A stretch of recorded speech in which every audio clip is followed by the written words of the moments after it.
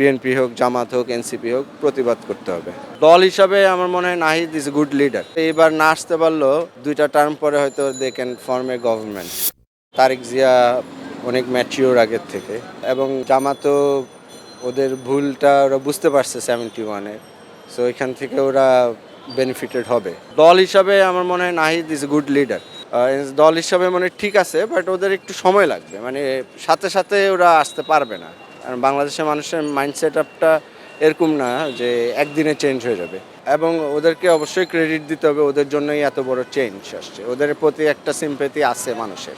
ভবিষ্যৎ ওদের ভালো, যদি ওরা অনেস্ট পথে থাকতে পারে এবং জনগণের জন্য যদি কাজ করে, হয়তো এইবার না আসতে পারলেও 2টা টার্ম পরে হয়তো they can form a government possible. But depend করবে অ্যাকচুয়ালি ওদের উদ্দেশ্যটা কি, জনগণের জন্য নাকি নিজের আখের গোছানোর জন্য ওই উদ্দেশ্য।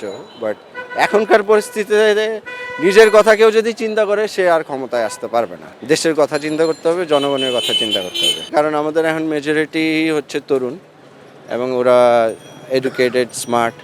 সো দেশপ্রেমও আছে ওদের মধ্যে। সো দল না দেখে আসলে দেশ দেখা উচিত। আগে দেশের জন্য যারা ভালো তাদেরকেই সাপোর্ট করা উচিত, এবং অন্যায় যে করবে ওর বিরুদ্ধে যেই হোক, সে এটা বিএনপি হোক, জামাত হোক, এনসিপি হোক, প্রতিবাদ করতে হবে। দেশের বেনিফিটের জন্য জান দিলেও রেডি থাকতে হবে।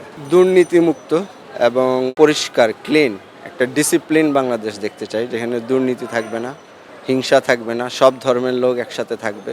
সুন্দর একটা পিসফুল বাংলাদেশ দেখতে চাই। 10 বছর আগের থেকে এখন সিনারিওটা কমপ্লিটলি ডিফারেন্ট। সো কনফিডেন্টলি এখন কেউই বলতে পারবে না যে আমি ক্ষমতায় আসব। ক্ষমতায় কে আসবে এটা আসলে ভোটের পরের দিনই বোঝা যাবে। সো এখন যে দলগুলো আছে, ওরা যদি সত্যি সত্যি দেশপ্রেমিক হয়, জনগণের জন্য কাজ করে, ওরাই ক্ষমতায় আসতে পারবে, নাহলে এটা ইম্পসিবল হবে। আমাদের সবারই এখন এক্সপেকটেশন হচ্ছে যে যত দ্রুত সম্ভব একটা নির্বাচন। সো এটা নিয়ে আশাবাদী, যেহেতু আমাদের প্রফেসর ডক্টর ইউনূর বলছেন যে ফেব্রুয়ারিতেই হবে।